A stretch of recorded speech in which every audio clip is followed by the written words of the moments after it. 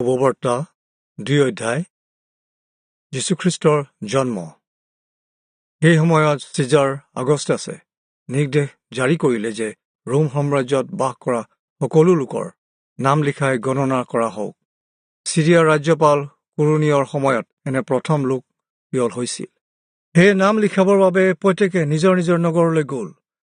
ৰজা দাউদৰ বংশধৰ হোৱা হেতুকে যোচেফেও গালিল প্ৰদেশৰ নাচৰত নগৰৰ পৰা দাউদৰ নগৰ নামেৰে খ্যাত যিহুদাৰ বেথলেহেম নগৰলৈ গ'ল। যোচেফে তেওঁলৈ বাগদান কৰা মৰিয়মকো লগত লৈ নাম লিখাবৰ বাবে গ'ল। সেই সময়ত মৰিয়ম গৰ্ভৱতী আছিল। পাছত তেওঁলোক তাতে থাকোঁতে মৰিয়মৰ প্ৰসৱৰ কাল পূৰ্ণ হ'ল। তেওঁ নিজৰ প্ৰথম পুত্ৰ সন্তান প্ৰসৱ কৰিলে আৰু তেওঁক কাপোৰেৰে মেৰিয়াই দানা পাত্ৰত শুৱাই থলে, কাৰণ অতিথিশালাত তেওঁলোকৰ কাৰণে থকা ঠাই নাছিল। যীশুৰ বিষয়ে স্বৰ্গদূতে মেৰখীয়াক জনোৱা। এই অঞ্চলত কিছুমান মেৰখীয়াই ৰাতি পথাৰত নিজৰ নিজৰ জাকবোৰ পহৰা দি আছিল।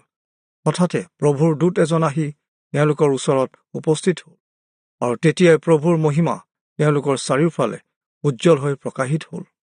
তাতে তেওঁলোকৰ অতিশয় ভয় লাগিল।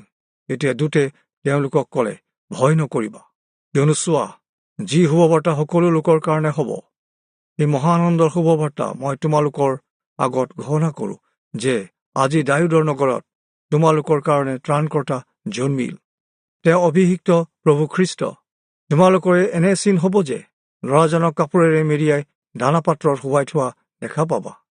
তেতিয়া অকস্মাতে স্বৰ্গবাহিনীৰ এক বৃহৎ দলে সেই দূতৰ লগ ল'লে আৰু ঈশ্বৰৰ প্ৰশংসা কৰি ক'বলৈ ধৰিলে, ঊৰ্ধ্বলোকত ঈশ্বৰৰ মহিমা আৰু পৃথিৱীত তেওঁৰ প্ৰীতিপাত্ৰ মানুহবোৰৰ মাজত শান্তি। পাছত স্বৰ্গদূতসকল তেওঁলোকৰ ওচৰৰ পৰা স্বৰ্গলৈ উলটি যোৱাত মেৰখীয়াবোৰে পৰস্পৰে কোৱাকুৱি কৰিলে, ব'লা, এতিয়া আমি বেথলেহেমলৈ যাওঁ হওক।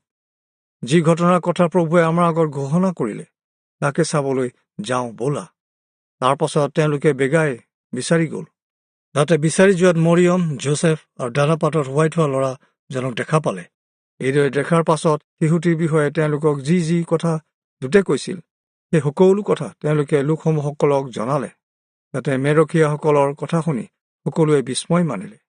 কিন্তু মৰিয়মে হ'লে এইবোৰ কথা মনতে সাঁচি থলে আৰু সেই বিষয়ে চিন্তা কৰিবলৈ ধৰিলে। ইয়াৰ পাছত মেৰখীয়াবোৰে তেওঁলোকক যিদৰে কোৱা হৈছিল সেই অনুসাৰে সকলো দেখি আৰু শুনি তেওঁলোকে ঈশ্বৰৰ প্ৰশংসা স্তুতি কৰি ঘৰলৈ উলটি গ'ল। পাছে 8 দিনৰ পাছত যেতিয়া তেওঁ সুন্নত কৰিবৰ সময় হ'ল, তেতিয়া তেওঁলোকে শিশুটিৰ নাম যীশু ৰাখিলে। তেওঁ মাতৃগৰ্ভত স্থিতি লোৱাৰ আগেয়ে স্বৰ্গদূতে এই নাম দিছিল। শিশু যীশুক মন্দিৰলৈ নিয়া আৰু